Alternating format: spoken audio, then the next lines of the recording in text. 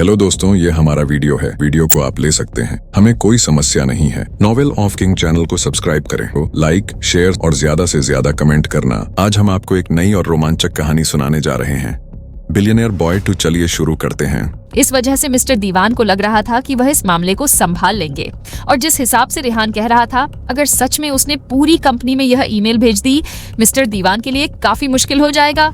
रेहान यही नहीं रुका, बल्कि उसने आगे मिस्टर दीवान को डराते हुए कहा, एक काम करता हूँ, पहले आपकी कंपनी में सब लोगों को ईमेल पहुंचा देता हूँ, उसके बाद दुनिया की वर्ल्ड फेमस मैगजीन में भी जल्दी ही ये तस्वीरें छप जाएंगी। मुझे लगता है ये फोटो और वीडियो भेजने पर मुझे मीडिया से ही काफी अच्छा अमाउंट मिल जाएगा। दोनों तरीके से मुझे फायदा ही है। रेहान की ये बातें सुनकर मिस्टर दीवान और ज्यादा अपने पैरों पर खड़े होने की हालत में नहीं थे। उनके पैर कांपने लगे और वह वहीं नीचे ग्राउंड पर गिर पड़े। अब जाकर मिस्टर दीवान को फाइनली समझ आ गया था कि रेहान ने उनकी दुखती हुई नस को पकड़ लिया है, और अब वह तब तक उसे दबाता रहेगा जब तक मिस्टर दीवान उसे कंपनसेशन की अमाउंट दे नहीं देते। फिलहाल मिस्टर दीवान इस बारे में सोच भी नहीं सकते थे कि वह इन सब बातों का बदला रेहान से कैसे लेंगे, बल्कि इस वक्त तो उन्हें सिर्फ इस बारे में सोचना था कि रेहान अब उन्हें जैसे चाहे वैसे अपने इशारों पर नचा सकता है, और मिस्टर दीवान को चुपचाप वह सब कुछ करना होगा जो रेहान उससे करवाएगा।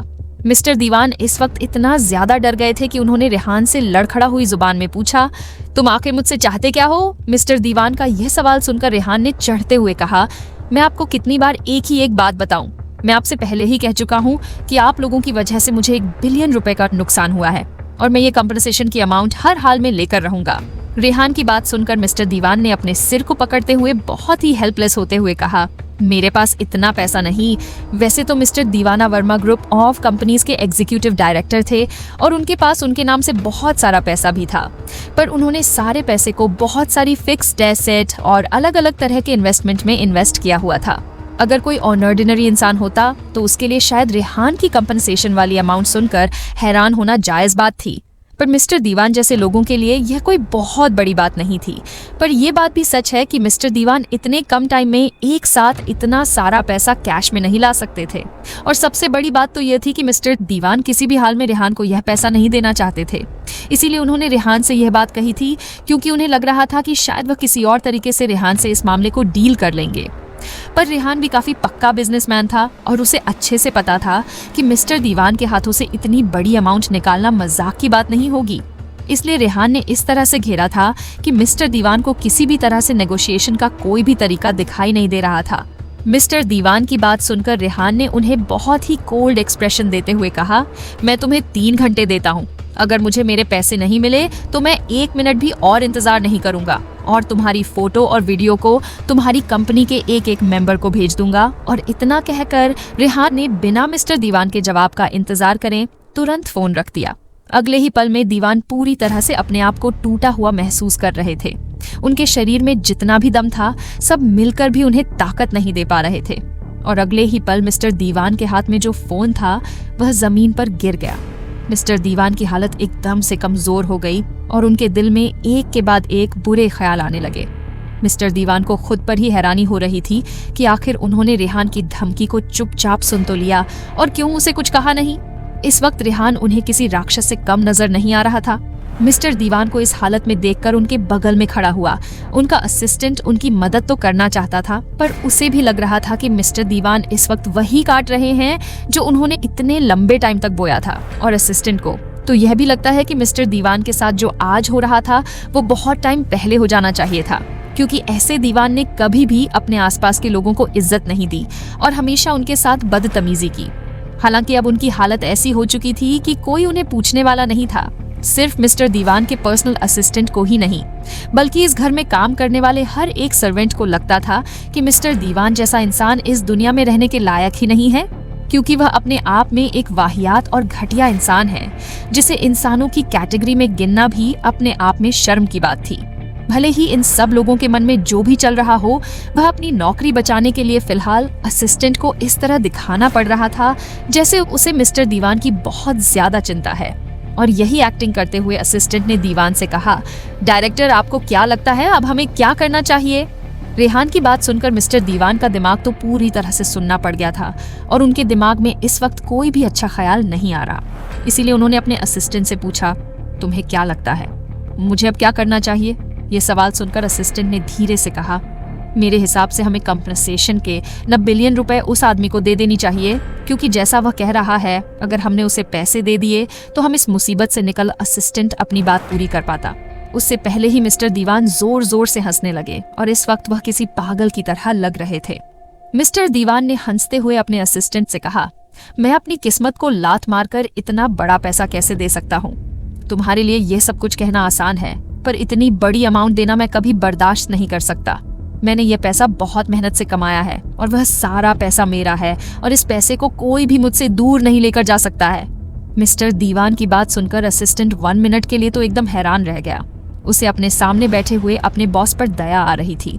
असिस्टेंट ने अपने मन में सोचा कि आखिर यह आदमी पैसों के लिए इतना पागल क्यों है कि इसे अपनी इज्जत तक की परवाह नहीं है, और फिर इसकी एक टांग कब्र में लटकी हुई है और उसके बाद भी इसे पता नहीं इतने पैसे क्यों चाहिए। असिस्टेंट अब पौने ने मन में सोचा कि इस आदमी को कोई भी सजेशन देकर बिना वजह अपने दिमाग को चलाने से कोई फायदा नहीं है, क्योंकि दूसरी पार्टी जिसका नाम रेहान है वह अपने आप इस आदमी के दिमाग के पेच को कस देगा और वही इसे इसकी औकात दिखा सकता है। हालांकि मिस्टर दीवान ने अपनी क्रूरता को अभी भी नहीं छोड़ा। असिस्टेंट ने उनके खिलाफ जाकर उन्हें अपनी राय दी। यह बात उन्हें पसंद नहीं आई और उन्होंने अपने दूसरे बॉडीगार्ड से कहकर असिस्टेंट को तब तक मारने के लिए कहा जब तक वो इंसान खुद उनके पैरों में नहीं पड़ गया। आखिर में असिस्टेंट को मिस्टर दीवान के पैर पकड़ने पड़े और तब जाकर मिस्टर दीवान ने उसे माफ किया। असिस्टेंट के बाहर जाने के बाद मिस्टर दीवान फिर से उसी ग्राउंड पर लेट गए और गुस्से से जमीन पर अपने हाथों से मारने लगे। कुछ देर तक बहुत गहराई से सोचने के बाद मिस्टर दीवान ने कुछ डिसाइड किया और अपना फोन निकालकर किसी को कॉल करते हुए कहा, हेलो, अगर मैं तुम्हें मुंह मांगे पैसे दूं, क्या तुम मेरे लिए कुछ भी काम करने को तैयार हो? मिस्टर दीवान की यह बात सुनकर फोन के दूसरी तरफ से एक इंसान ने कहा, बकला, हमें सिर्फ पैसों से मतलब है। जितनी जल्दी तुम हमें हमारे मुंह मांगे पैसे दोगे इतनी जल्दी तुम्हारा काम हो जाएगा। इस वक्त फोन पर दूसरी तरफ जो इंसान बात कर रहा था उसकी आवाज में एक अलग ही शक्ति थी। इस आदमी की बात सुनकर मिस्टर दीवान ने गुस्से से इससे कहा, ठीक है, तुम्हें एक आदमी का काम तमाम करना है। वह आदमी हिजू में रहता है और उसका नाम रेहान मित्तल है। बताओ, उस आदमी को मारने के लिए तुम कितने पैसे लोगे? मिस्टर दीवान की बात सुनकर फोन की दूसरी तरफ बैठे आदमी ने सवाल करते उससे पूछा, बस इतना ही? इतनी डिटेल काफी नहीं है मुझे उसके बारे में। और बताओ। इस आदमी की बात सुनकर मिस्टर दीवान ने इससे कहा, मुझे उसके बारे में ज्यादा कुछ नहीं पता है। अगर तुमने उस आदमी के बारे में और ज्यादा डिटेल चाहिए तो तुम खुद जाकर चेक कर लो। जैसे ही फोन की दूसरी तरफ बैठे आदमी ने मिस्टर दीवान की बात सुनी तो उसने तुरंत कहा, ठीक है, मैं तुमसे बाद में बात करूंगा। और इतना कहकर उस आदमी ने फोन कट कर दिया। कुछ देर बाद उस आदमी का फोन फिर से आया और उसने मिस्टर दीवान से कहा, जिस आदमी को मारने के लिए तुम कह रहे हो वह कोई ऑन ऑर्डिनरी आदमी नहीं है। जैसे ही मिस्टर वॉन ने यह बात सुनी तो उन्होंने गुस्सा करते हुए कहा, बेवकूफ आदमी, क्या मुझे किसी ऑन ऑर्डिनरी आदमी को मारने के लिए तुम्हारी जरूरत है? मिस्टर दीवान की बात सुनकर उस आदमी ने कहा, तुम्हारी बात भी सही है। खैर, इतने कम टाइम में हम उस आदमी के बारे में जितना पता लगा पाए हैं उस हिसाब से उस आदमी को खत्म करने में हमें बहुत मेहनत लगेगी। इस आदमी की बात सुनकर मिस्टर दीवान समझ गए कि उनसे क्या कहना चाह रहा है, इसीलिए उन्होंने कहा, जल्दी करो, मैं तुम्हें 10 मिलियन रुपए देने को तैयार हूँ। तुम्हें जल्द से जल्द उस आदमी को मारना होगा। मिस्टर वॉन की बात सुनकर उस आदमी ने तुरंत प्राइस बढ़ाते हुए कहा, मिलियन रे, इससे कम में कोई बात नहीं होगी। आगे तुम्हारी मर्जी है, चाहे तो तुम पैसे दे दो या फिर उस आदमी को मारने का काम किसी और को दे दो। मिस्टर दीवान ने जैसे ही इस आदमी की बात सुनी उनका दिल एकदम से धड़कना बंद हो गया। 30 मिलियन रुपए बहुत बड़ी अमाउंट थी और वह कैसे इतना पैसा इसे दे सकते थे। हालांकि अगले ही पल मिस्टर दीवान ने सोचा कि अगर उन्होंने यह रुपए इस आदमी को नहीं दिए तो फिर रेहान उन्हें कुछ भी करने लायक नहीं छोड़ेगा और हो सकता कि आगे चलकर मुझसे 1 बिलियन से भी ज्यादा रुपए रेहान को देने पड़े।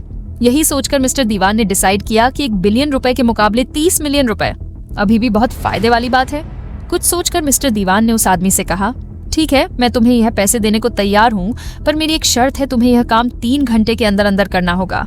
जैसे ही फोन की दूसरी तरफ बैठे आदमी ने मिस्टर दीवान की बात सुनी तो उसने दीवान से कहा, क्या कहा? 3 घंटे में? लगता है आप बहुत जल्दी में हैं। दीवान साहब, अगर आप चाहते हैं कि 3 घंटे में ये काम हो तो इसके लिए आपको मुझे एक्स्ट्रा पैसे देने होंगे। जैसे ही मिस्टर दीवान जी यह बात सुनी, तुमने गुस्से से अपने दांतों को पीसते हुए उस आदमी से कहा। तुम इतना बोलकर वह चुप हो गए क्योंकि उन्हें फिलहाल अपना काम करवाना था। ना चाहते हुए भी मिस्टर दीवान को उस कॉन्ट्रैक्टर को एक्स्ट्रा अमाउंट देने की बात माननी पड़ी। क्योंकि अगर वह ऐसा नहीं करते तो उन्हें रेहान को 1 बिलियन रुपए चुकाने पड़ेंगे, जो काफी बड़ी अमाउंट होती है कॉन्ट्रैक्ट किलर के एक्स्ट्रा अमाउंट मांगने पर।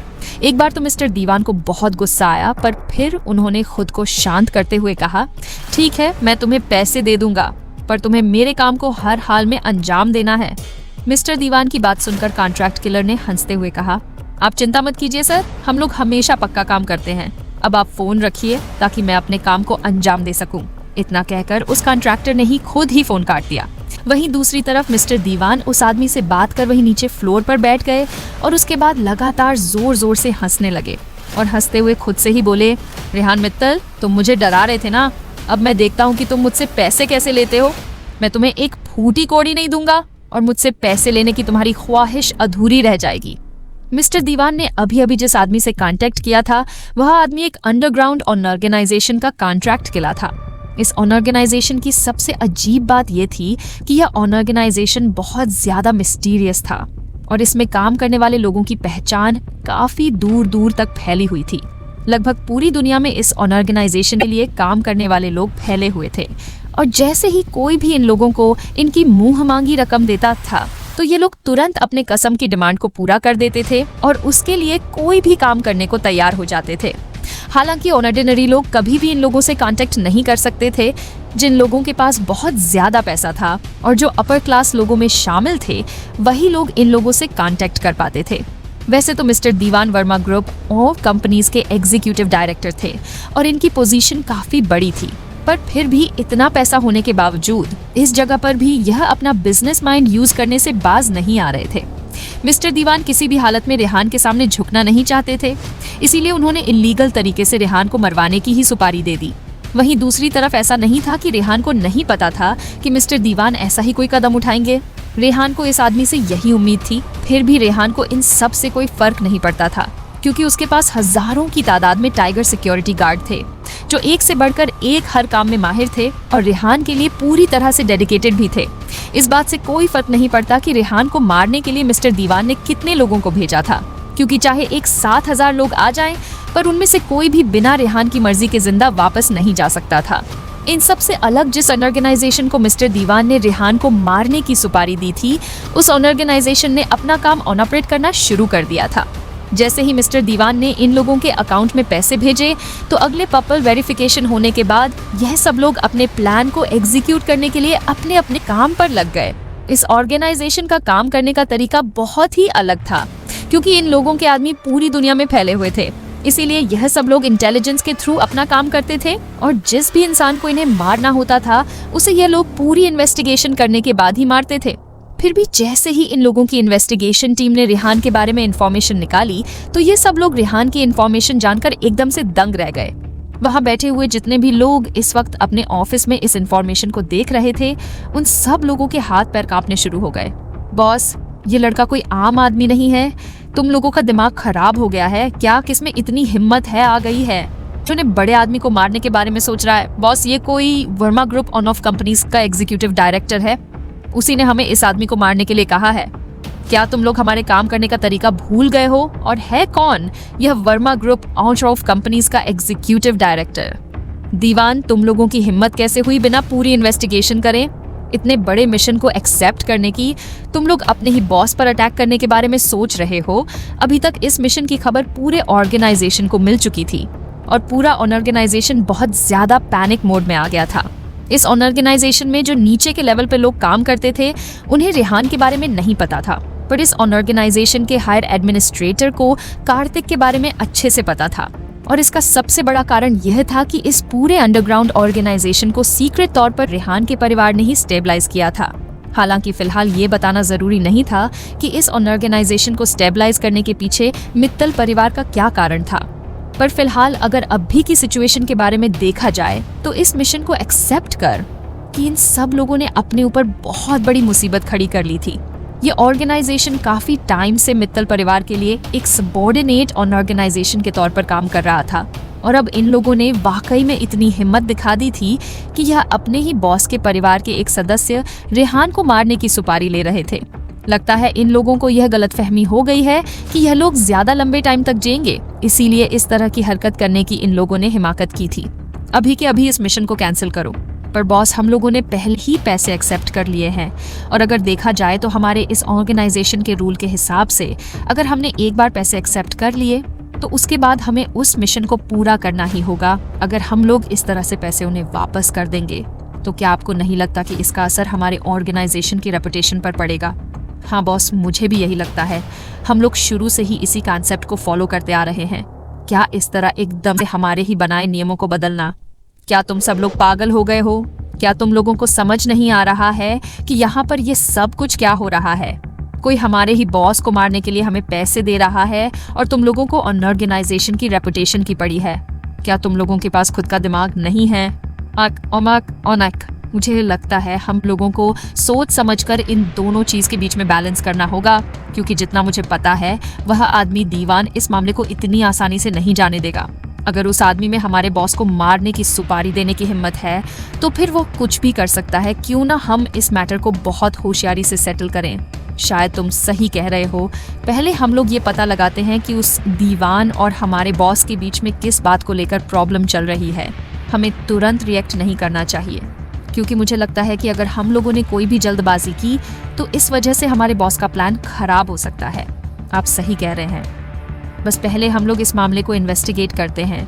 एक बार फिर से ऑर्गेनाइजेशन अपने अपने काम में लगते हैं और पूरी दुनिया में उनकी जो इंटेलिजेंस फैली हुई थी उस एबिलिटी को इकट्ठा करके उन लोगों ने तुरंत ही इस बात का पता लगा लिया कि उनके बॉस के बीच में और उस दीवान के बीच में क्या दिक्कत चल रही है। मुझे पता चल गया है हमारी कंपनी में बहुत जल्दी ही इलेक्ट्रॉनिक इंडस्ट्री को स्टार्ट करने वाले हैं और वर्मा ग्रुप ऑफ कंपनीज भी जल्दी ही इस सेम फील्ड में उतर रही है और इसी वजह से दोनों के बीच में कंपटीशन हो रहा है। शुरू से लेकर लास्ट तक पूरा मामला बहुत ज्यादा आसान था और इस कॉन्फ्लिक्ट के अंदर कोई बहुत बड़ा कम्युनिकेटेड इशू नहीं छुपा हुआ था। यह दीवान नाम का आदमी हमारे बॉस के लिए मुश्किलें खड़ी करना चाहता था, पर हमारे बॉस ने आखिरी मोमेंट पर पूरा खेल ही बदल दिया और इस वजह से ये हमारे बॉस को मारना चाहता है। ठीक है, हमारे बॉस ने सिर्फ इस आदमी से कंपनसेशन के तौर पर 1 बिलियन रुपए की डिमांड की है, पर यह दीवान नाम का आदमी बहुत ज्यादा मतलबी है। अपनी गलती होने के बावजूद भी यह इस बात को मानने को तैयार नहीं है और हमारे ही बॉस को उल्टा मारने चला है। बॉस, आपको क्या लगता है अब हमें क्या करना चाहिए? फिलहाल हमें कुछ भी करने की जरूरत नहीं है। हम भी तो मित्तल परिवार के लिए काम करते हैं। ये बात इस वक्त पूरी दुनिया में किसी को भी पता नहीं है। सिर्फ मित्तल परिवार के मालिक को ये बात पता है। यहाँ तक कि उनके परिवार के बाकी लोगों को भी ये बात नहीं पता है। अगर हम लोगों ने अभी अटैक किया तो हो सकता है कि रेहान सर का हम लोगों पर डाउट शुरू हो जाए।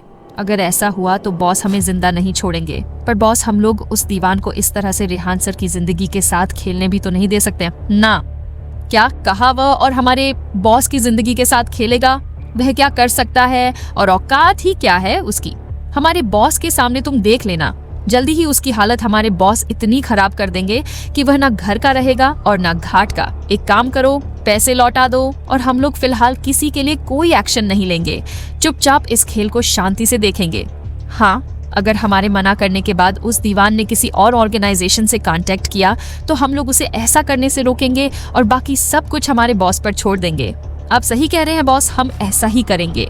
अभी तक पूरा ऑर्गेनाइजेशन एक बात पर सहमत हो गया था और अब सब लोगों ने डिसाइड कर लिया था कि वे लोग किसी की तरफ से नहीं खेलेंगे और चुपचाप ये गेम देखेंगे। वही इन सब से बेखबर मिस्टर दीवान बहुत ही परेशान होकर अपने घर में एक जगह से दूसरी जगह टहल रहे थे। अभी तक मिस्टर दीवान ने उस मिस्टीरियस ऑर्गेनाइजेशन को पैसे दे दिए थे और टाइम धीरे धीरे करके निकला जा रहा था। फिर भी अभी तक उसे मिस्टीरियस ऑर्गेनाइजेशन की तरफ से कोई भी जवाब नहीं आया था। इस वजह से मिस्टर दीवान परेशान से इधर से उधर घूम रहे थे। तभी मिस्टर दीवान की नजर अपनी घड़ी पर गई। तब उन्होंने देखा कि रेहान ने उन्हें जो 3 घंटे की मोहलत दी थी उसे पूरा होने में बस थोड़ा सा वक्त बचा है। तो मिस्टर दीवान और ज्यादा बेचैन हो गए और तुरंत अपना फोन उठाकर उस मिस्टीरियस ऑर्गेनाइजेशन से कांटेक्ट करना चाहते थे। मिस्टर दीवान अच्छे से जानते थे कि अगर यह मिशन टाइम पर पूरा नहीं हुआ तो उनकी पूरी जिंदगी और अभी तक कमाई हुई सारी इज्जत पूरी कंपनी के सामने नीलाम हो जाएगी। और यह सब सोच सोच कर ही मिस्टर दीवान के चेहरे पर ठंडे पसीने आ रहे थे। मिस्टर दीवान ने सोचा भी नहीं था कि जैसे ही वह उस ऑर्गेनाइजेशन को फोन करने के लिए अपना फोन उठाएंगे तो तुरंत ही दूसरी तरफ से फोन आ जाएगा। जैसे ही मिस्टर दीवान ने फोन की स्क्रीन पर नाम देखा तो यह नाम उन्हें काफी जाना पहचाना लगा। मिस्टर दीवान ने इस नाम को देखकर एक सुकून भर सांस ली यह कॉल उसी मिस्टीरियस ऑर्गेनाइजेशन की तरफ से आया था, इसीलिए उन्हें इस वक्त अपने मन में लग रहा था कि शायद उनका दिया हुआ टास्क पूरा हो गया है और रेहान अभी तक मर चुका है। मिस्टर दीवान ने बहुत ही एक्साइटेड होकर अपना फोन उठाया। मिस्टर दीवान कुछ बोल पाते उससे पहले ही दूसरी तरफ से वही रहस्यमयी आवाज उनके कानों में पड़ी।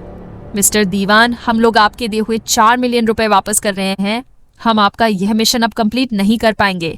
जैसे ही मिस्टर दीवान ने यह बात सुनी तो वह एकदम से हैरान रह गए।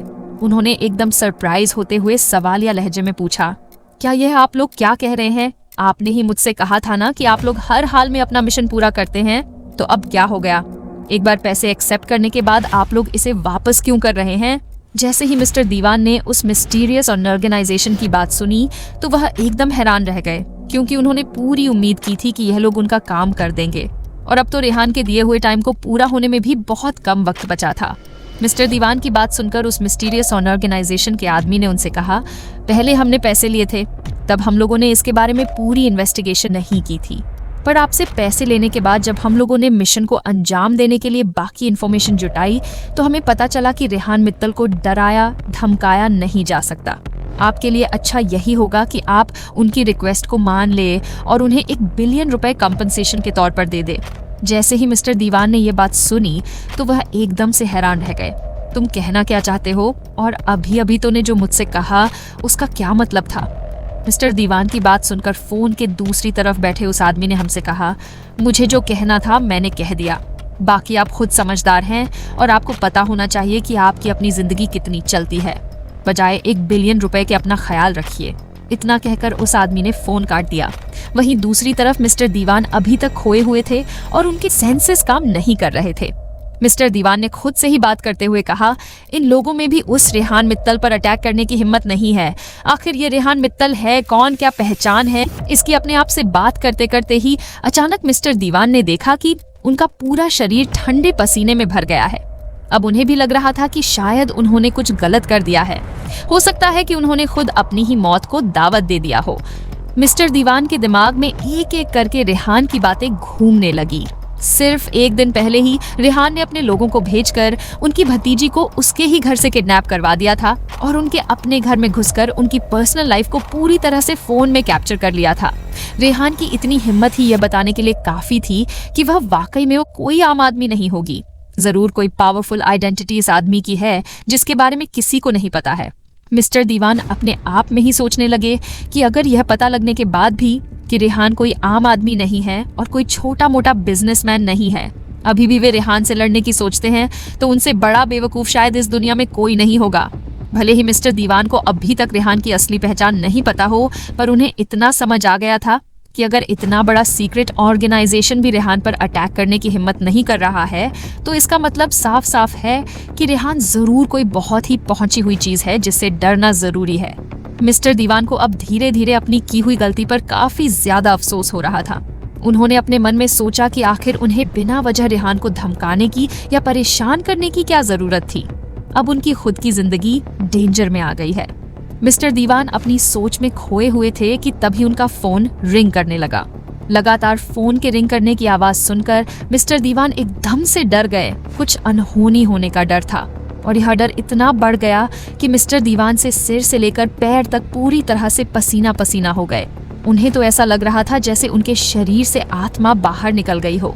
जैसे ही मिस्टर दीवान ने फोन की स्क्रीन पर कॉल करने वाले का नाम देखा तो उनका पूरा शरीर डर के मारे कांपने लगा। रेहान ने जो 3 घंटे का टाइम दिया था वह पूरा हो चुका था। मिस्टर दीवान ने अपने कांपते हुए हाथों से उस फोन को उठाया। फोन उठाते ही रेहान ने उनसे कहा, कैसा चल रहा है सब कुछ? क्या मेरे कंपनसेशन के पैसे तैयार हैं? अब तुम्हारे पास आखिरी मौका है खुद की इज्जत को बचाने का। रेहान की बात सुनकर मिस्टर दीवान फोन पर ही जल्दी जल्दी अपनी गर्दन हमें हिलाने लगे। उन्हें इस बात से अभी कोई फर्क नहीं पड़ रहा था कि रेहान उन्हें ऐसा करता हुआ देख सकता है या नहीं। बस मिस्टर दीवान लगातार डीएन स्टूडेंट की तरह अपना सिर हमें हिलाते रहे और उसके बाद अपनी आवाज को थोड़ा सॉफ्ट करते हुए बोले, हाँ पैसे तैयार है, मैं तुम्हें कंपनसेशन के पैसे देने को तैयार हूँ।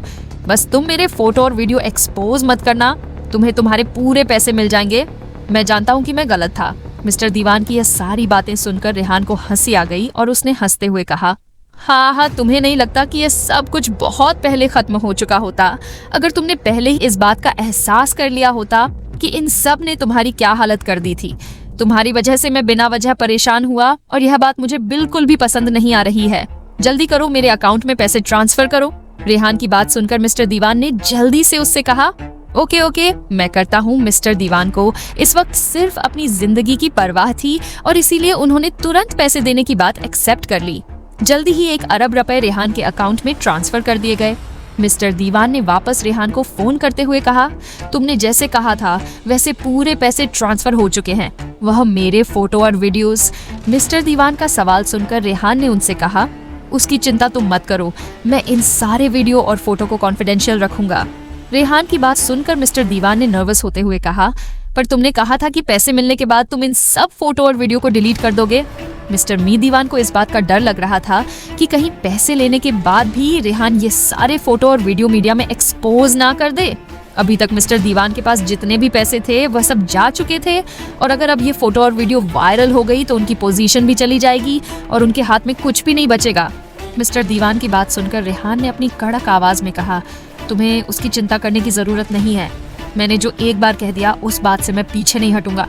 तुमने मुझे मेरे पैसे दे दिए हैं, अब मुझे तुमसे कोई मतलब नहीं है। रेहान की बात सुनकर मिस्टर दीवान ने अपने माथे पर आए हुए पसीने को पूंछते हुए कहा, दैट जी, या मेरे लिए फ्यूचर में परेशानी खड़ी की तो मैं तुम्हें छोड़ूंगा नहीं। उसके बाद तुम्हारे साथ जो कुछ भी होगा उसके लिए मैं जिम्मेदार बिल्कुल नहीं होऊंगा। रेहान वाकई में चाहता था कि यह बिना वजह की दुश्मनी ही खत्म हो जाए और अगर इन लोगों को लड़ना भी है तो ये घटिया हरकतें ना करें और मैदान में आकर योद्धाओं की तरह लड़े। रेहान वाकई में अब इस लड़ाई को और ज्यादा आगे नहीं खींचना चाहता था क्योंकि इस वजह से उसका खुद का भी समय और पैसा दोनों बर्बाद हो रहा था। रेहान की बात सुनकर मिस्टर दीवान ने तुरंत जवाब देते हुए कहा, नहीं नहीं, बिल्कुल नहीं, मैं तुमसे वादा करता हूँ मैं तुम्हारे खिलाफ कभी नहीं जाऊंगा। भले ही रेहान इस बात को माने या ना माने, पर इस वक्त मिस्टर दीवान वाकई में दिल से यह बात बोल रहे थे। अब जाकर उन्हें वाकई में इस बात का एहसास हो गया था कि यह नौजवान लड़का कोई ऐसा वैसा लड़का नहीं है और इसके बारे में कुछ भी क्या आना बहुत ज्यादा मुश्किल है। सब लोगों के होते हुए भी रेहान अपने आदमियों को भेजकर अगर उनके घर से उसके वीडियो और फोटो मंगवा सकता है तो किसी भी वक्त अंधेरे का फायदा उठाकर रेहान किसी दिन उसकी जान भी ले सकता है। मिस्टर दीवान की बात सुनकर रेहान ने उससे कहा, ठीक है, मैं तुम्हारी भतीजी को तुम्हें वापस सौंप दूंगा। मेरे पास इतना टाइम नहीं है कि मैं उसे खुद वापस अमेरिका भेजूं, इसीलिए तुम खुद आकर अपनी भतीजी को यहाँ से ले जाओ। इतना कहकर रेहान ने तुरंत अपना फोन रख दिया। जब तक रेहान ने विशाखा का नाम नहीं लिया था तब तक ठीक था और जब रेहान ने विशाखा का नाम लिया तो मिस्टर दीवान का दिल गुस्से से भर गया क्योंकि इन सब की शुरुआत विशाखा की वजह से ही हुई थी। अगर उस दिन विशाखा ने मिस्टर दीवान को इमोशनल ब्लैकमेल नहीं किया होता और अपना गुस्सा और ईगो शांत करने के लिए उसने रेहान से पंगा नहीं लिया होता तो मिस्टर दीवान और रेहान की मुलाकात कभी नहीं होती और ना ही दीवान साहब रेहान को परेशान करते। मिस्टर दीवान को विशाखा पर इस वक्त इतना गुस्सा आ रहा था कि उसने गुस्से से कहा, इस बेवकूफ लड़की को खुद ही यहाँ आने दो। भाड़ में जाए मेरीला से रेहान ने विशाखा को अपने आइलैंड से हिजू शहर के होम टाउन की सड़कों पर छोड़ दिया और पूरी तरह से उसे इग्नोर कर दिया और मिस्टर दीवान ने भी अब विशाखा पर बिल्कुल ध्यान नहीं दिया। मिस्टर दीवान इतने अच्छे भी नहीं थे जो विशाखा की इतनी बड़ी गलती करने के बाद भी उसके लिए यहाँ से अपने आदमियों को भेज दे ताकि वह मैडम आराम से वापस अमेरिका आ सके। मिस्टर दीवान तो विशाखा के नाम से इस तरह से अपना पल्ला झाड़ चुके थे जैसे उन्होंने विशाखा को पहले कभी देखा ही ना हो। कम से कम रेहान ने उसके साथ इतना बुरा व्यवहार तो नहीं किया था। रेहान ने मिस्टर दीवान से कंपनसेशन अमाउंट रिसीव होने के बाद विशाखा को और ज्यादा परेशान नहीं किया और उसे एक जोड़ी अच्छा कपड़ा देकर अपने लोगों से कहा कि उसे हिज्जू में छोड़ दे ताकि वह अपने आप वापस यहाँ से जा सके।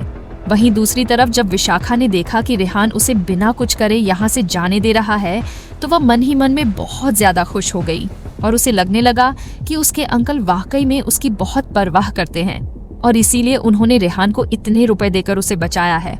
किसने सोचा था कि विशाखा के अंकल ने यह सब कुछ अपनी इज्जत बचाने के लिए किया था, ना कि उसके लिए हिजू शहर जो विशाखा के लिए बहुत ज्यादा अनफेमिलियर था। वहां पर विशाखा अकेले सुनसान सड़कों पर घूम रही थी और अपने अंकल के भेजे हुए लोगों का इंतजार कर रही थी जो कभी नहीं आने वाले थे। रेहान के लोगों ने जब विशाखा को किडनैप किया था और यहाँ इस शहर में लेकर आए थे तब उस वक्त विशाखा के पास कुछ भी नहीं था, ना अपना फोन और ना अपना वॉलेट।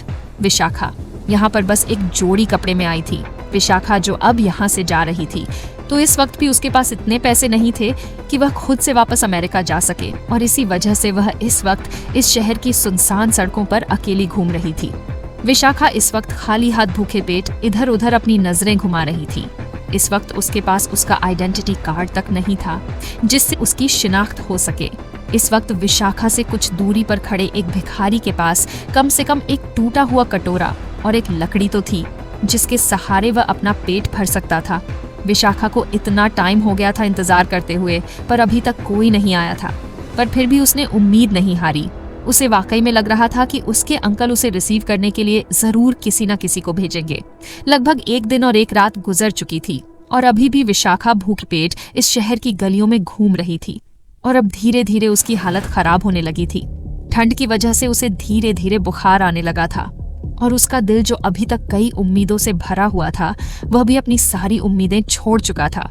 इस वक्त विशाखा इतनी नाउम्मीद हो चुकी थी कि वह यहाँ सड़कों पर मरने के बजाय वापस रेहान के पास लौट जाना चाहती थी। हालांकि वह जानती थी कि वहां जाकर भी उसे कोई बहुत इज्जत नहीं मिलने वाली है, पर कम से कम वहां पर उसे पेट भरकर खाना तो मिल जाएगा। उसे इस तरह गलियों में भूखे पेट मरना तो नहीं पड़ेगा। पर विशाखा की बदकिस्मती थी जो यहाँ आते वक्त उसे पता चला था कि रेहान एक प्राइवेट आइलैंड पर रहता है, और यहाँ से उस आइलैंड की दूरी बहुत ज्यादा है। बिना किसी ट्रांसपोर्टेशन के वह यहाँ से नहीं जा सकती थी, और अगर जाना भी चाहती तो उसे तैर कर यहाँ से जाना पड़ता, और भूखे पेट विशाखा इतना ज्यादा स्विमिंग नहीं कर सकती थी। बेजान सी विशाखा इस वक्त शहर की गलियों में भूखे पेट इधर उधर घूम रही थी। अब तो उसके अंकल की तरफ से उसे किसी भी तरह की कोई उम्मीद नहीं थी। थोड़ी बहुत उम्मीद वह अभी भी रेहान की तरफ से देख रही थी, पर उसमें इतनी हिम्मत इस वक्त नहीं थी कि वह भूखे पेट तैर कर रेहान के प्राइवेट आइलैंड पर जा सके। और अगर विशाखा हिम्मत करके रेहान के पास चली भी जाती है तो इस बात की कोई गारंटी नहीं थी कि रेहान उसे अपने साथ अपने घर में रखेगा। इस वक्त विशाखा की पूरी जिंदगी एक मजाक बनकर रह गई थी। विशाखा ने अपने मन में सोचा कि रेहान उसे जिंदा यहाँ से जाने दे रहा है। यही बहुत बड़ी दया की बात है, और अब उसे रेहान से कोई और उम्मीद नहीं करनी चाहिए। वहीं दूसरी तरफ विशाखा को अपने आइलैंड से बाहर करने के बाद रेहान पूरी तरह से इस लड़की के बारे में भूल चुका था। रेहान का पूरा ध्यान इस वक्त अपने इंडस्ट्रियल आइलैंड को डेवलप करने पर था। इसीलिए पैसे मिलने के बाद और वहाँ से रॉ मटेरियल का काम शुरू होने के बाद रेहान ने तुरंत अपने आइलैंड का काम शुरू करवा दिया। वह किसी भी तरह से इस काम में और ज्यादा देरी नहीं चाहता था। कंपनसेशन का पैसा मिलने के बाद रेहान इस वक्त काफी ज्यादा खुश था, क्योंकि उसे इतना समझ आ गया था कि उसे इस वक्त बहुत ज्यादा नुकसान नहीं हुआ था। इस वक्त रेहान के अंदर बहुत सारे अलग अलग प्रोजेक्ट चल रहे थे, और अब धीरे धीरे रेहान की जिंदगी फिर से नॉर्मल होती जा रही थी। आज रात के वक्त मैगी कोको और टीना को स्कूल से लेकर आ गई थी, क्योंकि रेहान कुछ टाइम के लिए रिलैक्स होना चाहता था। इस वक्त सभी लोग खुशी खुशी डाइनिंग हॉल में बैठे हुए थे और दिन करने की तैयारी कर रहे थे। तभी रेहान ने देखा कि टीना इस वक्त काफी ज्यादा डिफरेंट नजर आ रही है, और उसे देखकर लग रहा था कि उसका खाना खाने का इस वक्त कोई मन नहीं है। टीना को इस तरह देखकर रेहान ने थोड़ा डाउट करते हुए उससे पूछा, टीना, मुझे ऐसा क्यों लग रहा है कि तुम खुश नहीं हो? रेहान का सवाल सुनकर टीना, जिसके हाथ में इस वक्त चम्मच थी और वो उसे बार बार घुमा रही थी, उसे एक तरफ रख दिया और मुंह बनाकर बोली, स्कूल जाने में बिल्कुल मजा नहीं है, मुझे अब वहां पर और ज्यादा नहीं जाना है। टीना की बात सुनकर रेहान ने सवाल करते हुए पूछा, ऐसा क्यों? इसमें बोरिंग क्या है? तुम्हारे स्कूल में तो बहुत सारे बच्चे हैं तुम्हारे साथ खेलने के लिए। जैसे ही रेहान ने यह बात कही तो टीना ने चिढ़ते हुए कहा, कैसे बच्चे? सबके सब बहुत ज्यादा बदमाश है और उसे बिल्कुल पसंद नहीं है। टीना एक जीनियस लड़की थी, और ट्यूशन टीचर के तौर पर मिहिका ने बहुत पहले इस बात को नोटिस कर लिया था। टीना एक बार पढ़ते ही सब चीजों को याद कर लेती थी, यहाँ तक कि अगर वह सीरियसली भी किसी चीज को नहीं पढ़ती थी तो भी वो उस बात को काफी जल्दी समझ जाती थी। यहाँ तक कि टीना की मेमोरी पावर भी काफी ज्यादा एक्स्ट्रा ऑर्डिनरी थी। टीना सिर्फ चीजों को बहुत जल्दी समझ ही नहीं लेती थी, बल्कि उन्हें बहुत जल्दी याद भी कर लेती थी, और चीजों को समझने का उसका नजरिया काफी ज्यादा मैच्योर था। और इस उम्र में टीना बाकी बच्चों से काफी ज्यादा अलग थी। ऐसा नहीं था कि रेहान टीना के बारे में सारी बातें जानता नहीं था।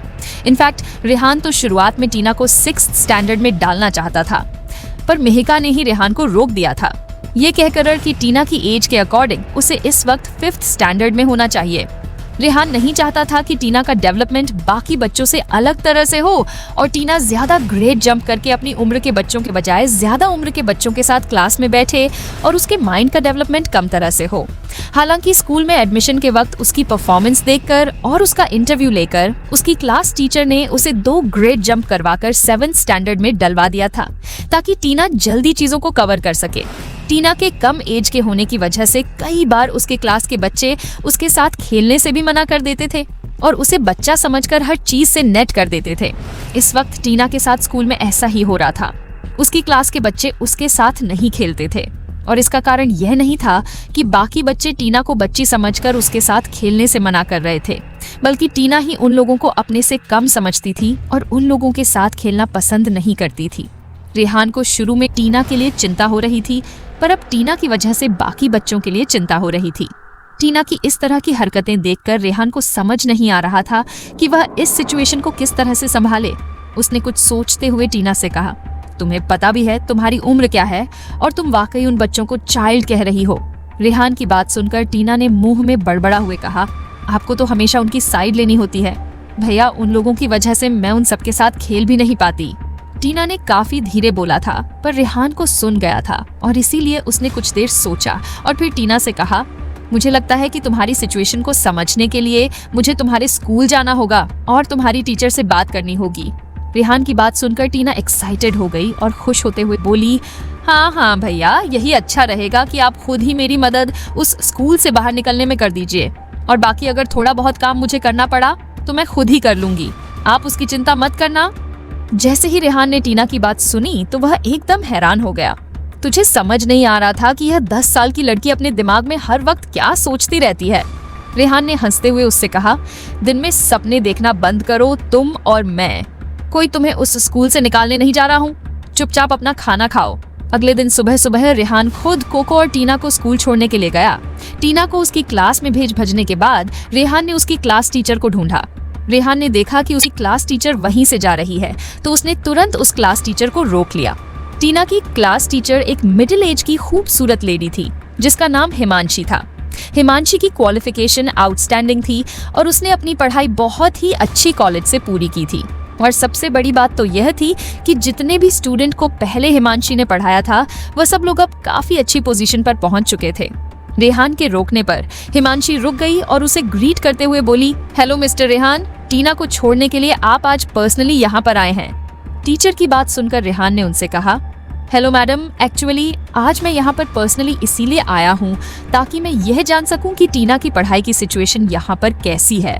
जैसे ही टीचर ने यह बात सुनी तो उन्होंने बहुत ही पोलाइट होते हुए कहा, order please take a seat. Rehan ने वहाँ बैठते हुए टीचर से कहा, आई होप मैंने आपको काम के बीच में डिस्टर्ब नहीं किया होगा। रेहान की बात सुनकर टीचर ने बहुत ही पोलाइट होते हुए कहा, नहीं, ऐसी कोई बात नहीं है। क्लास टीचर होने की वजह से यह मेरी जिम्मेदारी है कि मैं आप सब लोगों का यहाँ कम करूं और आपके जो भी सवाल हो उन सब के जवाब दूं। टीचर की बात सुनकर रेहान उनसे टीना की स्टडी स्टेटस को लेकर बात करने लगा। टीचर ने रेहान से कहा, टीना बातें बहुत ज्यादा इंटेलिजेंट है, हालांकि बहुत ज्यादा बदमाश भी है। ये अक्सर अपने क्लासमेट के साथ काफी ज्यादा मजाक करती है, खास करके क्लास के लड़कों के साथ। कई बार तो उनमें से कई लड़के रोने भी लगते हैं। मिस हिमांशी इस वक्त काफी ज्यादा परेशान होकर ये सारी बातें बता रही थी।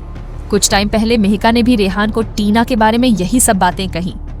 टीचर ने आगे अपनी बात कंटिन्यू करते हुए रेहान को बताया, अक्सर ऐसा कहा जाता है कि जो बच्चे बहुत ज्यादा बदमाशी करते हैं वह पढ़ाई में बहुत ज्यादा अच्छे नहीं होते हैं, पर टीना के साथ ऐसा नहीं था।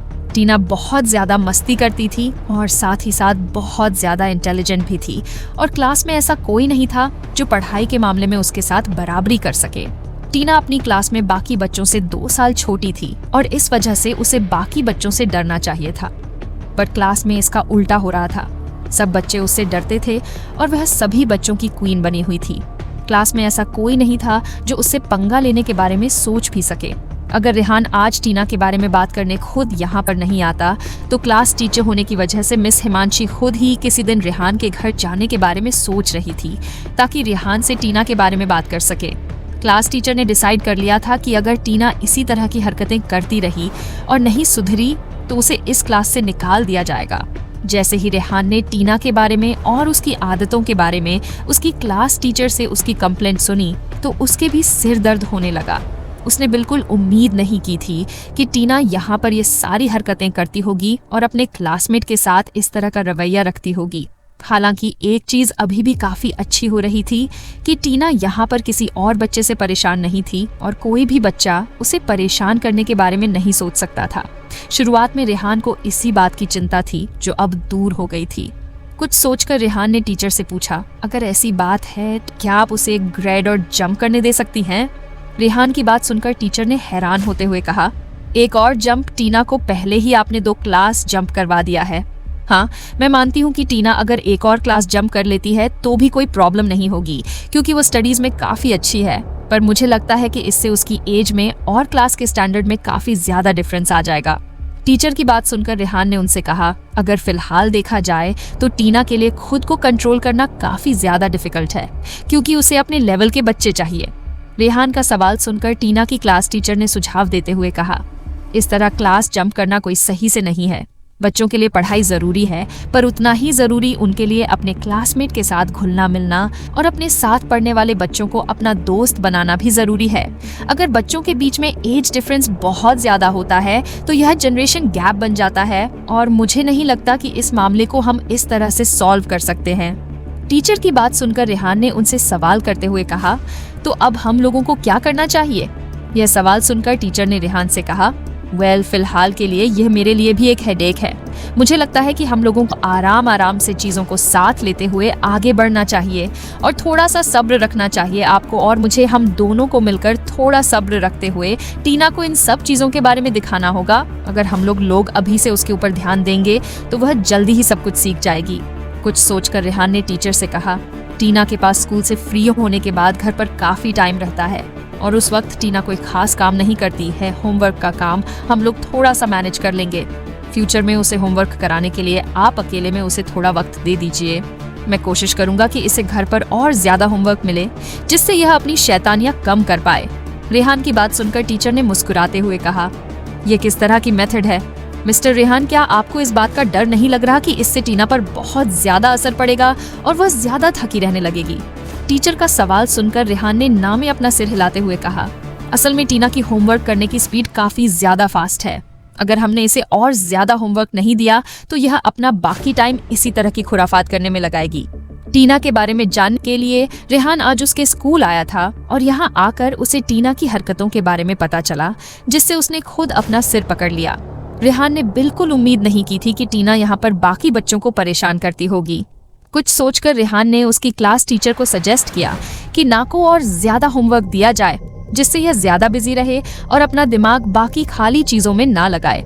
वहीं दूसरी तरफ टीना ने बिल्कुल उम्मीद नहीं की थी कि रेहान इतनी सुबह सुबह उसके साथ उसके स्कूल आएगा और उसकी प्रॉब्लम को दूर करने के बजाय उसके लिए इस तरह का सल्यूशन देगा। टीना को यहाँ आना बोरिंग लग रहा था, इसीलिए रेहान ने उसका होमवर्क बड़वार को घर पर ही नहीं बल्कि स्कूल में भी अपने फ्री टाइम में हर वक्त होमवर्क करते रहना पड़ेगा। टीना की क्लास टीचर के पास इस वक्त कोई दूसरा अच्छा आइडिया नहीं था और रेहान ने पहले ही टीना का होमवर्क करने के लिए उनसे रिक्वेस्ट कर दी थी, इसीलिए टीचर भी इस वक्त कुछ और नहीं कर सकती थी और उन्हें रेहान की बात माननी ही पड़ी। टीचर को भी लगता था कि टीना की इंटेलिजेंस की वजह से वह काम को जल्दी कर लेती है और इसीलिए उसका होमवर्क बढ़ा देना कोई प्रॉब्लम वाली बात नहीं होगी। रेहान ने सिर्फ टीचर से टीना को बहुत सारा होमवर्क देने की रिक्वेस्ट नहीं की थी, बल्कि उसने यह भी रिक्वेस्ट की थी कि वह टीना को अलग से एक स्पेशल ट्रीटमेंट की क्लास दे और इस क्लास में उसे पढ़ाई की नहीं बल्कि लाइफ और सोसाइटी की नॉलेज और लर्निंग करवाई जाए। रेहान जब यहाँ आया था तो सुबह का वक्त था और अब रेहान ने ध्यान दिया कि दोपहर हो चुकी थी और रेहान सुबह से टीचर से टीना को लेकर ही डिस्कस कर रहा था। रेहान और टीचर दोनों को पता नहीं चला कि ये टाइम कब बीत गया। ये टाइम लंच का टाइम था और जो बच्चे स्कूल के पास रहते थे वो लोग आराम से अपने घर जाकर खाना खाकर और आराम कर वापस आ सकते थे, पर जो बच्चे स्कूल से दूर रहते थे वे लोग स्कूल की कैंटीन में ही खाना खाते थे और उसके बाद जो भी टाइम मिलता था उसमें या तो एक पावर नैप ले लेते थे या फिर इधर उधर घूमते रहते थे। इस वक्त रेहान के पास करने के लिए कुछ नहीं था, इसलिए उसने सोचा कि वह कोको की क्लास में चला जाए और उससे मुलाकात कर ले। कोको इस वक्त हाई स्टैंडर्ड क्लास में थी और टीना और कोको दोनों का कैंपस अलग अलग जगह था। हालांकि यह कैंपस बहुत ज्यादा दूर नहीं था और आराम से इस दूरी को 5 से 7 मिनट में नापा जा सकता था। रेहान जल्दी जल्दी चलकर कोको के सेक्शन की तरफ गया, जहां पर इस वक्त काफी यंग लड़कियां खड़ी हुई थी और हर कोई हंसती खेलती हुई एक दूसरे से बातें कर रही थी। इन सब लोगों के बीच आकर रेहान को ऐसा लग रहा था जैसे वह खुद अपने स्कूल के दिनों में वापस आ गया हो। कोको के कैंपस में पहुंचने के बाद रेहान ने किसे कहलवान चाहता है और इसके लिए कोको को बाहर बुला दे। रेहान खुद तो कभी भी इतनी भीड़ में कोको को नहीं ढूंढ पाता, इसीलिए उसने वहां के एक चपरासी से कह दिया था। तभी एक चपरासी ने आकर इशारा किया कि यहाँ से 12वीं क्लास का सेक्शन शुरू होता है और ये सेक्शन 1 है जहाँ पर कोको की क्लास है। जब रेहान की नजर उधर पड़ी तो उसने देखा कि कोको वही दरवाजे के पास खड़ी है। उसे देखकर रेहान जल्दी जल्दी अपने कदम आगे बढ़ाने लगा और कुछ दूरी पर चलते ही उसे कोको के पास उसकी क्लास के कुछ लड़के दिखाई दिए जो उसके आसपास गोल गोल घूम रहे थे और उन लोगों ने जैकेट पहनी हुई थी। तभी उन लड़कों में से एक लड़के ने कोको से कहा, तुम वही लड़की हो ना जो जापान से आए हैं। इतने सारे लड़कों को अपने आसपास देखकर कोको थोड़ा सा घबरा गई और वही दीवार से सटकर खड़ी हो गई और घबरा कर बोली, तुम लोगों को मुझसे क्या चाहिए? तभी उन लड़कों में से एक लड़के ने आगे बढ़ते हुए कोको से कहा, ये हमारे बॉस राहुल है और ये हमारी गैंग के लीडर हैं। राहुल तुम्हें पसंद करते हैं, इसीलिए चुपचाप इनके साथ आज तुम बाहर लंच पर जाओगी। ये लड़का राहुल, जिसे इस वक्त बाकी सारे लड़के घेर कर खड़े हुए थे, इसके चेहरे पर इस वक्त काफी सारा एरोगेंट लुक नजर आ रहा था और यह लगातार अपनी घटिया नजरों से कोको को ही घूर रहा था। इन लड़कों का यह ग्रुप हाई स्कूल का 2nd ईयर का ग्रुप था और ये सारे लड़के और इनका ग्रुप इस स्कूल में किंग ऑफ टायरेंट के नाम से मशहूर थे और ये लोग पूरे स्कूल में सिर्फ फाइटिंग करने के लिए ही मशहूर थे। इन लड़कों के ग्रुप में एक भी लड़की नहीं थी और इस वजह से इन लोगों को थोड़ा सा शर्म महसूस होता था, क्योंकि इनका मानना था कि इनके जैसे फेमस ग्रुप के बीच में एक खूबसूरत लड़की का होना जरूरी है। हालांकि ऐसा नहीं था कि उनके ग्रुप में एक भी लड़की नहीं थी। बहुत सी लड़कियां आए और गईं और उसका कारण यह था कि ये लोग जब भी किसी लड़की से बोर हो जाते थे तो उसे अपने से दूर कर देते थे। वहीं दूसरी तरफ कोको पहली बार यहाँ इंडिया में आकर पढ़ रही थी और जापान में पली बड़ी होने की वजह से उसकी खूबसूरती बहुत ही ज्यादा आउटस्टैंडिंग थी। और सबसे बड़ी बात यह थी कि कोको का टेम्परामेंट काफी ज्यादा अलग था और यह बाकी लड़कियों से काफी ज्यादा अलग थी, जिसकी वजह से हर कोई उसकी तरफ खींचा चला आता था। और काफी टाइम से इस लड़के राहुल की नजर कोको पर थी और इसीलिए आज मौका देखकर इसने कोको की तरफ अपने कदम बढ़ा दिए। वैसे भी राहुल लड़कियों के बीच में थोड़ा सा फेमस था, क्योंकि उसकी हरकत ही ऐसी थी। पहले वो जिस लड़की को पसंद करता था उसे डराता था और उसके बाद उसे अपने साथ खाना खाने के लिए इनवाइट करता था। राहुल उन लड़कियों के साथ ज्यादातर उसी जगह पर जाता था जहां वह अक्सर जाया करता था और वहां जाकर घूमने फिरने के बाद अचानक से ही लड़कियों के ड्रिंक में या खाने में बेहोशी की दवा मिला देता था और उनका फायदा उठाता था। पर्पल स्टार एकेडमी स्कूल कोई आम स्कूल नहीं था। यहाँ पढ़ने वाले सारे बच्चे ज्यादातर एक से बढ़ एक अमीर परिवारों से आते थे और यहाँ लड़कों को किसी भी लड़की को इम्प्रेस करने के लिए उन्हें गिफ्ट देने या उनके आगे पीछे घूमकर उन्हें इम्प्रेस करने की जरूरत नहीं पड़ती थी, क्योंकि लगभग सभी लोग अमीर घरों से आते थे। इसीलिए जिसे जो चाहिए होता था वह अपनी कैपेसिटी पर खरीद सकता था और यहाँ पढ़ने वाली लड़कियों को भी इस तरह की चीजों में कोई खास दिलचस्पी नहीं थी। इसीलिए यहाँ अगर किसी भी लड़के को किसी लड़की को इम्प्रेस करना होता तो उसे इसी तरह के फोर्सफुल मेथड को यूज करना पड़ता था। राहुल इस पूरे शहर में काफी बड़े परिवार से आता था और पूरे शहर पर राहुल के परिवार का काफी बहुत दबदबा भी था। इस वजह से किसी में इतनी हिम्मत नहीं थी कि वह राहुल को धमका सके या उसे डरा सके और इसी बात का फायदा राहुल अपनी मनमर्जी करने में किया करता था। यहाँ तक कि अपना दबदबा दिखाने के लिए राहुल हर वक्त अपने क्लास के लड़कों के साथ घूमता था, ताकि वह पूरे स्कूल में ये दिखा सके कि स्कूल में वह एक लीडर है और बाकी सब लोग उसके चेले। राहुल जब भी किसी लड़की को डिनर या लंच करने के लिए बाहर ले जाना चाहता हो और वह लड़की उसे मना कर दे तो राहुल तुरंत उसे डराना धमकाना शुरू कर देता था और अक्सर ज्यादातर इस मामले में वह जीतता था और लड़की को उसके साथ जाने के लिए यह मानना ही पड़ता था। ज्यादातर तो राहुल को इन लड़कियों को अपने साथ ले जाने के लिए बिल्कुल भी परेशानी नहीं होती थी, क्योंकि अमीर घरों से होने की वजह से यहाँ पढ़ने वाली ज्यादातर लड़कियां बिगड़ी हुई थी और उन्हें भी बैड बॉयज ज्यादा पसंद आते थे। राहुल के साथ आए हुए उसके गैंग के एक लड़के ने कोको को डराते हुए कहा, लड़की जल्दी से राहुल के साथ जाने के लिए मान जाओ, वरना मुझे अच्छे से आता है कि तुमसे हाँ कैसे करवानी है। सुनाई दे रही है ना तुम्हें मेरी बात? तभी एक और लड़के ने कहा, तुम इतना सोच क्यों रही हो? राहुल काफी अच्छा लड़का है और वह तुम्हें अच्छे रेस्टोरेंट में लेकर जाएगा। यहाँ स्कूल का कैंटीन हमेशा एक जैसा बोरिंग खाना बनाता है। तुम्हें डरने की जरूरत नहीं है, तुम आराम से राहुल के साथ जाओ। राहुल के ग्रुप के लड़के कुछ सॉफ्टली बात कर रहे थे तो कुछ कड़क होकर बात कर रहे थे।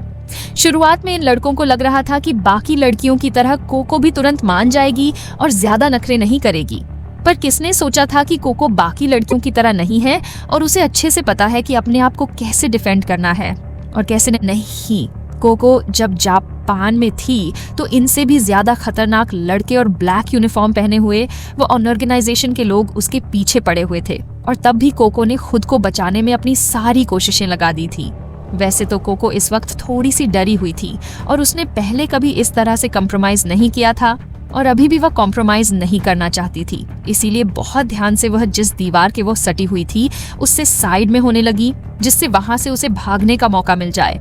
हालांकि राहुल और उसके दोस्तों ने कोको को ऐसा करता हुआ देख लिया था और तुरंत उसे चारों तरफ से घेर लिया, जिससे वह कहीं भी भाग ना पाए। अब कोको के पास कहीं नहीं जाने का कोई रास्ता नहीं था। तभी राहुल ने कोको से कहा, तुम्हें तो खुश होना चाहिए कि मैं तुम्हें अपने साथ बाहर लंच पर लेकर जाना चाहता हूँ। बहुत कम लड़कियों को ऐसा मौका मिलता है, तुम्हें मिल रहा है तो तुम्हें इसकी रिस्पेक्ट करनी चाहिए। अब चुपचाप मेरे साथ चलने के लिए मान जाओ, वरना यहाँ पर रहकर तुम अपनी पढ़ाई पूरी नहीं कर पाओगी। कोको ने देखा कि अब उसके पास यहाँ से बचकर जाने का कोई रास्ता नहीं है और फिर जल्दी ही स्कूल भी स्टार्ट होने वाला था। इस वजह से कॉरिडोर में जितने भी बच्चे थे ज्यादातर अपनी अपनी क्लास में जा चुके थे, और अगर यहाँ पर 2-3 बच्चे हिम्मत करके उसकी मदद करना भी चाहेंगे तो राहुल के धमका देने भर से ही वह लोग डर कर भाग जाएंगे, क्योंकि यहाँ पर किसी को भी दूसरों के मामलों में पड़ने में कोई दिलचस्पी नहीं थी। अपने आसपास की सिचुएशन को देखने के बाद कोको ने डिसाइड किया कि उसे खुद ही कुछ करना होगा। किस्मत से कोको इतनी जल्दी हार मानने को तैयार नहीं थी और उसने डिसाइड कर लिया था कि वह इन लोगों से लड़ेगी, पर इनके आगे अपने घुटने नहीं टेकेगी। इतने सारे लोगों को अपने चारों तरफ देखकर जल्दी से थोड़ा नीचे होकर झुककर बैठ गई और उसके बाद अपनी पूरी ताकत लगाकर सामने खड़े एक पतले से लड़के के बीच में जो गैप बना हुआ था वहां से भागने लगी। भागने की वजह से उस पतले लड़के को चोट आ गई थी और उस लड़के ने बिल्कुल उम्मीद नहीं की थी कि इतना डराने के बाद भी कोको यहाँ से भागने की हिम्मत करेगी, वो भी तब जब उसे इतने सारे लोगों ने घेर रखा था। इस लड़के की वजह से कोको इतने लोगों के बीच में से निकलकर भागने लगी।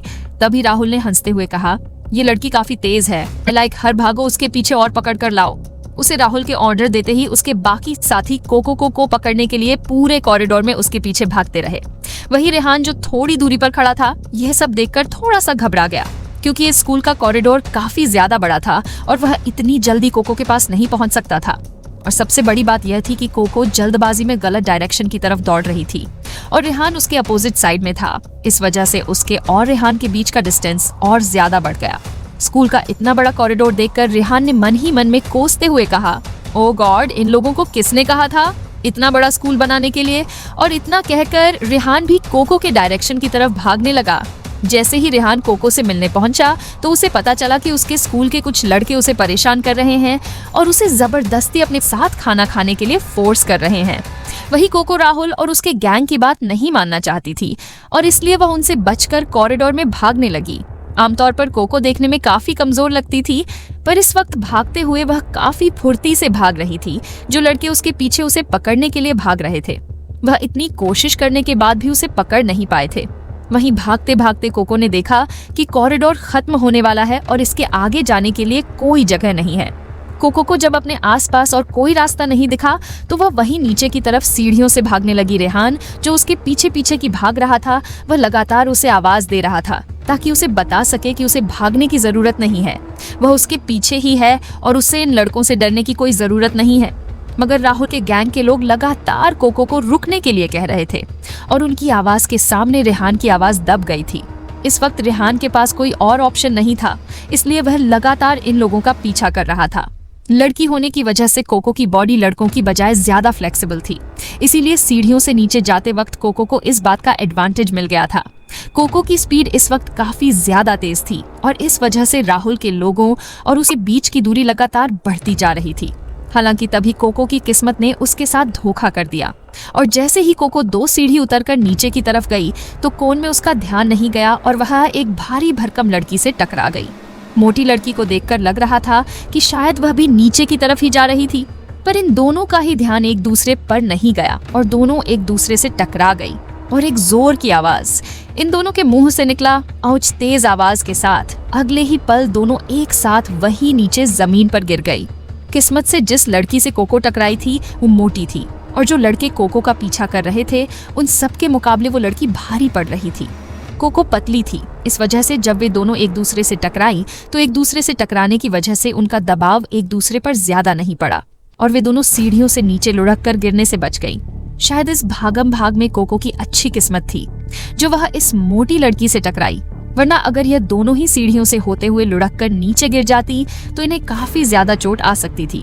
हालांकि गिरने की वजह से उस मोटी लड़की को दर्द होने लगा और उसने दर्द में गुस्से से कोको से कहा, ये तुम क्या कर रही हो? क्या तुम देखकर नहीं चल सकती हो? इस वक्त कोको के पास इतना टाइम नहीं था कि वह इस लड़की को सब कुछ एक्सप्लेन करे, इसीलिए वह जल्दी से खड़ी हुई और इस लड़की से माफी मांगते हुए बोली, sorry, I am really sorry, मेरा बिल्कुल ध्यान नहीं गया। कोको की बात सुनकर उस लड़की ने गुस्सा करते हुए कहा, तुम्हारे सॉरी का मैं क्या करूं? खुद को देखो, इतनी जल्दबाजी में तुमने मुझे इतना जोर से हिट किया कि मैं नीचे गिर गई और मेरी कोहनी में लग गई। इस लड़की की बात सुनकर कोको अपने मन में सोचने लगी कि अब मैं इससे ज्यादा इसे क्या बोल सकती हूँ। कहीं मुझे यह तो नहीं कह रही है कि मुझे इसे इस बात के लिए कंपनसेटर होगा। इसे हल्की सी चोट लगी है, उसके लिए भी ये मुझसे इस तरह बात कर रही है।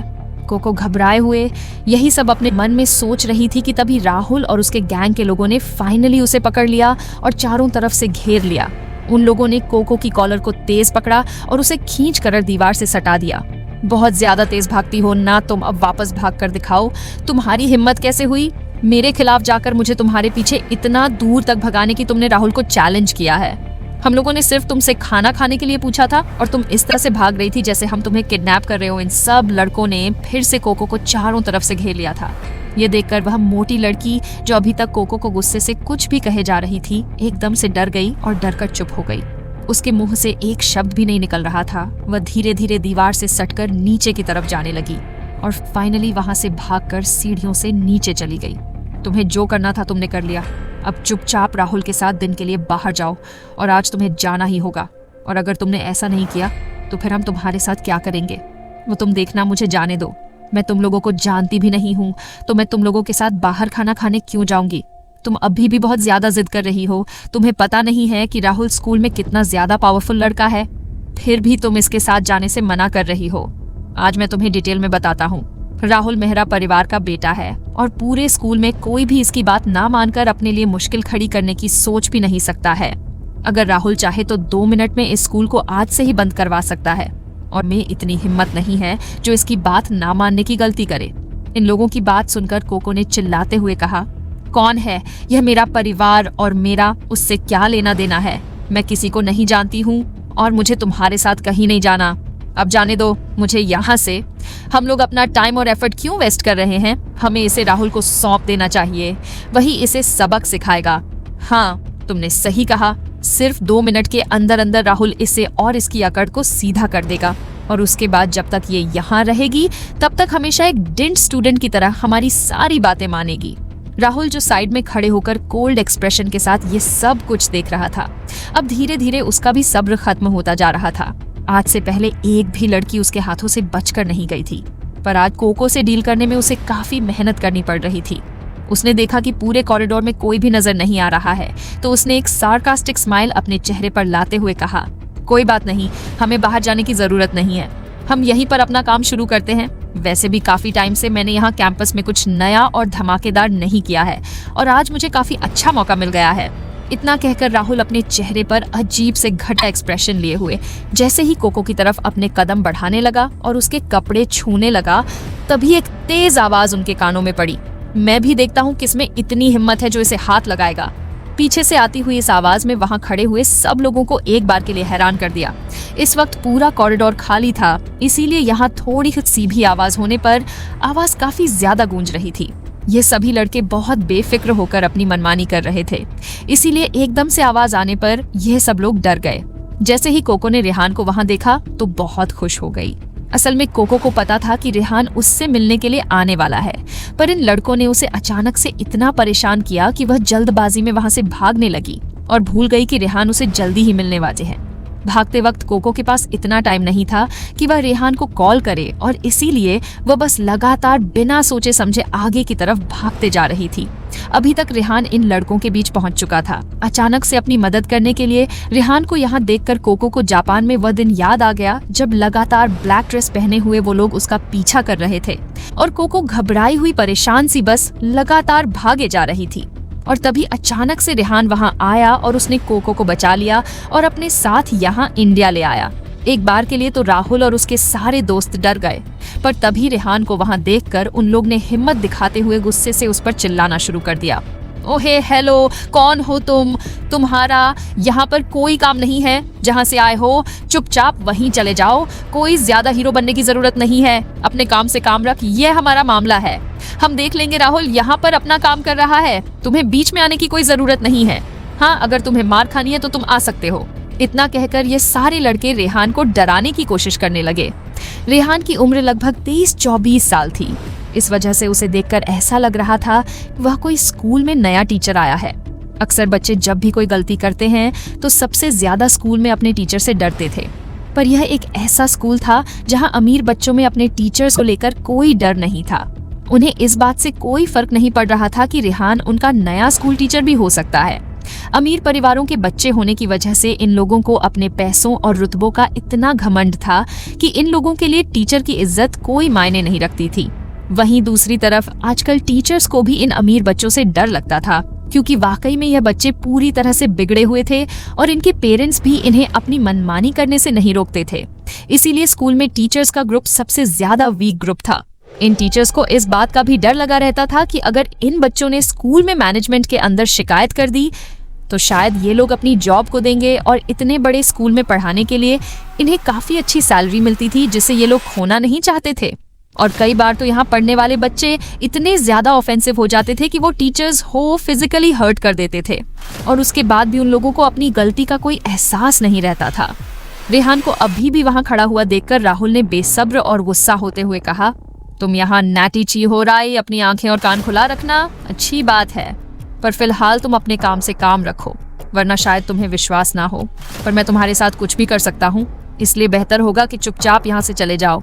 राहुल की बात सुनकर रेहान ने उसका मजाक बनाते हुए कहा, अबे चला जा, यहाँ से बहुत देखे हैं तुम जैसे रईस से ज्यादा। इतना कहकर अगले ही पल रेहान ने उन्हें कुछ सोचने का मौका भी नहीं दिया और तुरंत ही आगे बढ़कर अपने एक पैर से उन लोगों के ग्रुप में कुछ लोगों को जोर से किक मारी, जिससे उनमें से कुछ लोग वही ग्राउंड पर गिर गए। खास करके वो 2 लड़के जिन्होंने कोको को प्रेस करके दीवार से सटाकर रखा था, उन लोगों को रेहान ने ज्यादा जोर से मारा था। लगभग 3 पंच और 2 किक के बाद ये सब लोग जमीन पर गिर गए और कुछ लोगों के तो दांत भी टूट गए थे। राहुल और बाकी सब लोगों ने उम्मीद नहीं की थी कि रेहान उन्हें अचानक से आकर मारने लगेगा, और यहाँ तक कि उसने इन लोगों को पहले कोई चेतावनी भी नहीं दी। राहुल और उसकी गैंग को अभी भी यही लग रहा था कि रेहान कोई टीच है।